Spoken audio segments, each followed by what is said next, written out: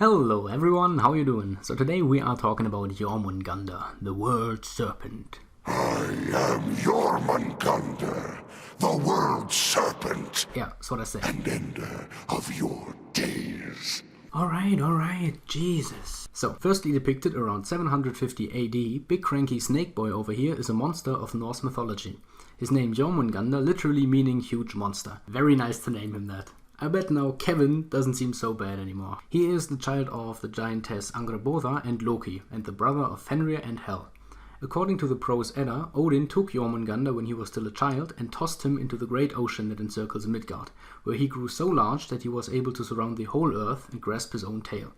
Besides of the Prose Edda, which is a work of Old Norse literature dating to the early 13th century, he is also mentioned in the skaldic poem Húsdrápar and the Eddic poems Hymiskvithar and Völuspá. Now there are two major stories in which he is involved. In one of them, Thor unknowingly tries to lift him, after he is made to believe that Jormungandr is just a cat. Fortunately, he failed to lift him completely, because it is said that if Thor had managed to lift the cat completely from the ground, he would have altered the boundaries of the very universe.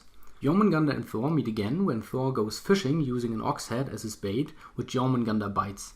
Thor pulls the serpent from the water and the two face one another, Jormungandr dribbling poison and blood, but the battle eventually being inconclusive. This particular encounter with Thor shows to have been one of the most popular motifs in Norse art, being depicted or described time and time again, making Thor basically Jormungandr's arch-enemy. But of course the event with which Jormungandr is mostly associated with is Ragnarok. Maybe I'll make a video on that in the future, but for now just know that Ragnarok is basically the end of the world as Norse mythology describes it, in which the gods have to fight certain foes and are destined to be defeated.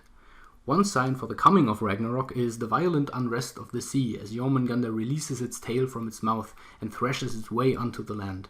Here is where the last meeting between the serpent and Thor is predicted to occur. Thor will become occupied with battling the serpent and is unable to help others as they fight their own battles. He will eventually kill Jormungandr but will fall dead after walking 9 paces, having been poisoned by the serpent's deadly venom. So you could say that Jormungandr plays a huge role in Norse mythology as a whole, being one of Loki's children and bringer of doom, as he is one of the main antagonists during Ragnarok. However, there is hardly anything else to say about him, just keep him in mind as a big snack that encircles the world and that kind of hates that one guy with the hammer. That's it for this video. If you think I missed something or want me to talk about something in particular, feel free to write it in the comments down below, and you can of course also like and subscribe to my channel. May the gods be with you, and I see you next time. Goodbye.